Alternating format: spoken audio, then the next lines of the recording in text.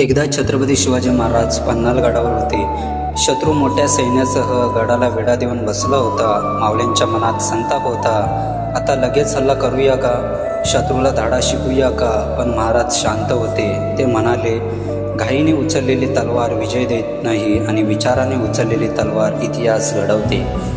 महाराजांनी परिस्थिती नीट पाहिली. रात्र, पाऊस, वाट, शत्रूची कमजोरी सगळा विचार केला. मग अचानक हल्ला न करता योग्य वेळी येईपर्यंत संयम ठेवला. योग्य क्षणी अचूक नियोजन. महाराज गडातून सुरक्षित बाहेर पडले आणि शत्रूला कळायच्या आधीच युद्ध जिंकले. त्या दिवशी तलवारीपेक्षा महाराजांचा विचार जास्त धारदार ठरला. शिवाजी महाराज शिकवतात, रागात दिलेली प्रतिक्रिया क्षणिक असते, पण विचारपूर्वक केलेली कृती यश कायमचं देऊन जाते.